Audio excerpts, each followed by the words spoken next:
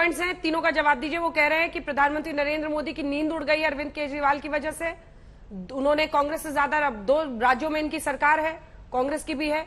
तीसरी तरफ वो कह रहे हैं कि जब वापस करते हैं सिक्योरिटी मनी तो फिर उसमें पैसा बीच में कैसे रख लेंगे, तो जो बिंदुवार तरीके से। और हाँ, वो तो कह रहे हैं कि आप लोग सावरकर की औलाद हैं, वो भगत सिंह की हैं।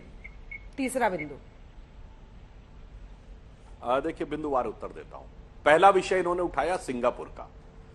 अंजना जी याद करिए, अप्रैल 2021 जब केजरीवाल जी ने एक कोविड के वेरिएंट को सिंगापुर वेरिएंट बोल दिया था, और यह इंटरनेशनल कन्वेंशन था कि किसी देश का नाम नहीं लिया जाएगा, और उस पर और कुछ नहीं हुआ था, सिंगापुर ने आपत्ति दर्ज की थी, तो सिर्फ भारत सरकार ने यह कहा था कि ये उनका विचार है, भारत सरकार का विचार नहीं। तो सर जाने क्यों नहीं दे रहे सिंगापुर? सिंगापुर जाना है तो जाने क्यों नहीं दे रहे?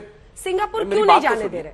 क्यों नहीं जाने दे रहे? मेरी पूरी बात तो सुनिए। ठीक है। पहले तो वो मेयर्स का कॉन्फ्रेंस है, चीफ मिनिस्टर्स का नहीं है। पहले दूसरी बात, मैं जो कहना चाह रहा हूं, तब इन्होंने आके कहा था, जानते क्या बोला था? सिंगापुर से मोहब्बत आपको होगी, सिंगापुर का ध्यान रखना आपका काम है, हमें सिंगापुर से क्या लेना देना। और आज गजब का लेना देना है कि मेयर की कॉन्फ्रेंस में दिल्ली का चीफ मिनिस्टर जाने को तैयार है, इतना सिंगापुर से लगाव है।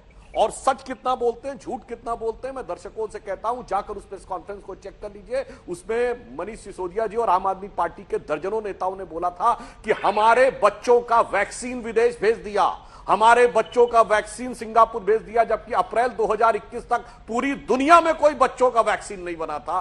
तो ये समझ लीजिए कि कितने सत्य और कितने तथ्य पे बोलते हैं। अब आता हूं दूसरे विषय पे, जो इन्होंने कहा कि अर्नेस्ट मनी। वो विषय ये था कि 30 करोड़ रुपए का अर्नेस्ट मनी डिपॉजिट था एक ठेकेदार को, जिसको देना था, उसको एयरपोर्ट के एरिया का लाइसेंस मिलना था। अब देखिए अंजना जी, नियम ये होता है, या तो सारी प्रक्रिया पूरी होने के बाद लाइसेंस दिया जाता है, अथवा नियम ये होता है कि L1 वाले को लाइसेंस दे दिया जाता। अब उसका काम है कि सारी औपचारिकताएं पूरी करे।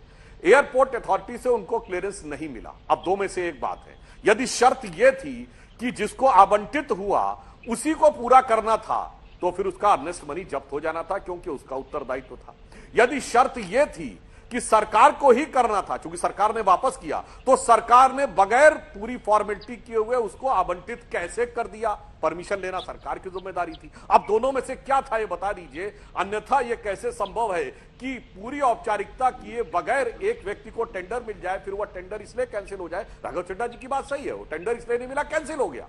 अब कैंसिल हो गया तो अर्नेस्ट मनी की जिम्मेदारी किसकी थी? किसी एक की तो होगी, या तो देने वाले की या लेने वाले की। अब ये बता दे, अगर देने वाले की थी तो इनकी सरकार की, बाकी जांच सीबीआई के लिए छोड़ दें। दूसरी बात अगर आप देखिए, दूसरा नहीं सुनिए, तो अभी और भी बहुत सी बातें इन्होंने अच्छी बात कही कि जो वो है वो तो मार्केट फोर्सेस तय करती है, मगर एजेंट का कमीशन कौन तय करता है ये बताइए। नंबर ऑफ ठेके नहीं, मार्केट फोर्सेस नहीं तय करती है। मैंने खबर निकाल ली है राघव जी, मैंने खबर निकाल रही है। आबकारी विभाग ने शराब बेचने वाली निजी दुकानों को अधिकतम खुदरा मूल्य पर, जो कि MRP है, उस पर 25% कीमत तक की छूट देने की मंजूरी दे दी है। ये दिल्ली सरकार ने किया है, आबकारी विभाग ने किया है। Delhi government has allowed private shops to offer up to 25% discount on the maximum retail price of liquor over a month after it prohibited such discounts in the national capital. मेरी खबर सही थी? मैं जवाब दे देता। ठीक है, वो अपनी दोनों बिंदु पर एक बार बात पूरी कर ले। बोलने दीजिए। अच्छा ठीक है, जवाब दे लीजिए, उसके बाद जाएंगे सुधांशु जी के पास। जवाब दीजिए इसका। मतलब ये शराब प्रमोशन क्यों, ऐसे शराब का प्रमोशन क्यों? इसमें घोटाला कहाँ है, मैं बीजेपी से पूछना चाहता हूँ। शराब एक रेगुलेटेड मार्केट है, हर राज्य सरकार अपनी एक आबकारी नीति लाती है। हमारी नीति में घोटाला कहाँ हो गया? मान लीजिए कोई एक सीजन में कोई चुनौतीपूर्ण कार्य आया, जैसे कोरोना काल आया, कुछ आया, तमाम इंडस्ट्री बुरी हालत में थी। ये इंडस्ट्री पूरी तरीके से रेगुलेटेड है, सरकार से परमिशन लेकर अक्रॉस बोर्ड डिस्काउंट भी दिया गया। मुझे व्यक्तिगत तौर पर जानकारी नहीं है, लेकिन मान लीजिए दिया भी गया। इसमें घोटाला कहाँ हो गया? इसमें मनीष सिसोदिया ने करोड़ों रुपए कहाँ कमा लिए? अगर सरकार का सालाना वही तो समझा रहे थे, 1300 करोड़ रुपए, सरकार का सालाना रेवेन्यू 1300 करोड़ रुपए बढ़ रहा है, तो सरकार का खजाना घटा तो नहीं, घोटाला कहां हुआ?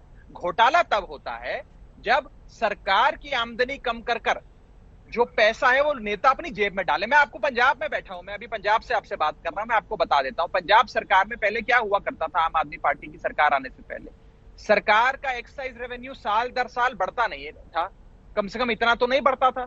और वो सारा पैसा जो था, जो सरकारी खजाने में जाना चाहिए था, वो एक्साइज ड्यूटी की चोरी होती थी, नेताओं की जेब में जाता था। ये होता है घोटाला। अगर सरकार 1300 करोड़ रुपए यानी कि 20-25% अपना रेवेन्यू ईयर ऑन ईयर सालाना बढ़ा रही है, तो घोटाला क्या हुआ? दूसरी चीज, इन्होंने सिंगापुर की जिक्र करा, मैं एक बार जल्दी से उस पर जवाब दे दूं। ये कह रहे हैं कि हमने अरविंद केजरीवाल जी को सिंगापुर जाने की अनुमति इसलिए नहीं दी कि वो मुख्यमंत्री स्तर की कॉन्फ्रेंस नहीं है, वो तो मेयर स्तर की कॉन्फ्रेंस है। हमें अरविंद केजरीवाल जी के स्टेचर का, उनके कद का बड़ा ख्याल है। हम नहीं चाहते अरविंद केजरीवाल जी की थूथू हो जाए, इसलिए हमने अनुमति नहीं दी। ये वो लॉजिक दे रहे हैं। क्या आप इनके लॉजिक से सहमत हैं? अगर एक अंतर्राष्ट्रीय स्तर पर दिल्ली के, भारत के एक सूबे के मॉडल की चर्चा होगी, तो वाहवाही भारत देश की होगी। वो एक गर्वान्वित क्षण होगा हर भारतीय के लिए। कोई अरविंद केजरीवाल जी आम आदमी पार्टी के लिए अकेले नहीं होगा। इसमें दुर्भावना से भाजपा काम करती है। और मैं बता दूं, जब से आम आदमी पार्टी बनी, मैं तो फाउंडिंग मेंबर हूं अंजना जी आम आदमी पार्टी का, आपके चैनल पे कई बार इस विषय पे बहस हुई। जब से आम आदमी पार्टी बनी है, 150 से ज्यादा मुकदमे हमारे विधायकों, मंत्री, नेताओं पर करे गए। सब में बार बार हमें छूट मिली। कोर्ट से दिल्ली पुलिस, ईडी, सीबीआई, सारी एजेंसियों को फटकार मिली और हमें ईमानदारी का सर्टिफिकेट न्यायपालिका ने दिया। सुधांशु जी का मौका दीजिए, मौका दीजिए, हमें फांसी चढ़ाओ, मौका दीजिए। सुधांशु जी वो कह रहे हैं, देखिए, और अम्बेडकर के वंशज हैं। जितनी साल भर में शराब दिल्ली में बिकती थी, ठीक है, जितनी साल भर में शराब बिकती थी, उतनी उसका डबल सिर्फ फरवरी के महीने में बिका। वो कह रहे हैं इसमें घोटाला क्या है? वो कह रहे हैं जो नई आबकारी नीति है, वो कह रहे हैं जब सरकार अपना रेवेन्यू कलेक्शन कर रही है, रेवेन्यू कलेक्शन है, इसमें घोटाला क्या है? अंजना जी, ये तो वैसा ही तर्क है ना, जैसे 2G में सरकार ने कहा था कि हमने तो दे दिया कंपनियों को और हमने तो उसके लिए कुछ लिया ही नहीं, तो घोटाला कैसे हो गया? कोल घोटाले में ये सरकार ने ऑफिशियली बोला था, कांग्रेस सरकार ने, कि वो तो कोयला उसी के अंदर है, जमीन के अंदर, अभी तो निकला ही नहीं, तो घोटाला कहां से हो गया? मैं बताता हूं। जब आपने ठेकेदार का कमीशन बढ़ा दिया तो वो कमीशन ऐसे ही बढ़ गया, क्या उसको लाभ नहीं हुआ? जब आपने शराब पीने की आयु कम कर दी और शराब बेचने के घंटे बढ़ा दिए तो उनको अधिक समय तक काम करने का मौका मिल गया और कमीशन भी बढ़ा दिया। तो मुझे लगता है इतनी कृपा शराब के व्यवसायियों पर जन कल्याण और लोक कल्याण के लिए तो नहीं हुई होगी। जैसा मैंने दूसरा उदाहरण बताया कि अगर 30 करोड़ का अर्नेस्ट मनी वापस हो गया तो उसको, जिसको वापस हुआ, वो क्या ऐसे ही वापस हो गया और उसको केवल शांति से आपने कहा कि वापस कर दिया गया, न मेरी गलती न तेरी गलती, जबकि एक की गलती होनी चाहिए थी।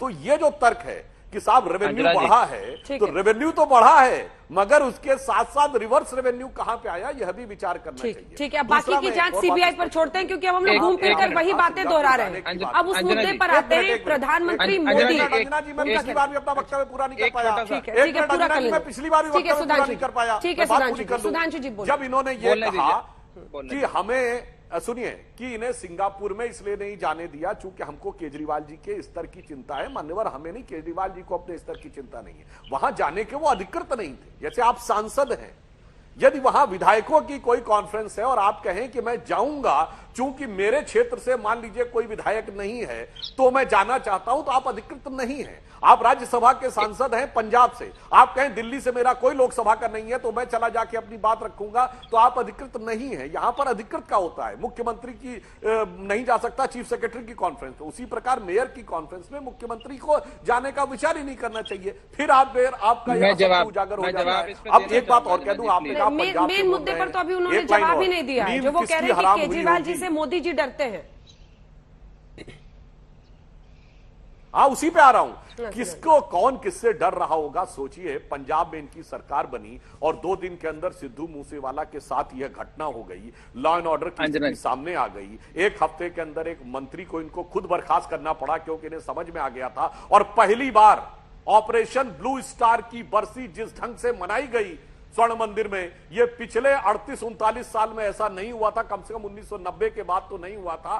तो दिखाई पड़ रहा है कि नींद तो मान्यवर पंजाब की जनता की उड़ी हुई होगी कि ये क्या आ गया। हाई कोर्ट से फटकार लगी, सिक्योरिटी वापस करनी पड़ी, जाने क्या क्या कारनामे हो गए। और उसके बाद आपको लग रहा है कि मोदी जी के प्रति विद्वेष में इस कदर आप, बस मोदी जी के प्रति विद्वेष में इस कदर आप क्यों हैं कि अपनी असफलताओं के लिए भी आप मोदी जी को आईने में उसमें देखना चाहते हैं?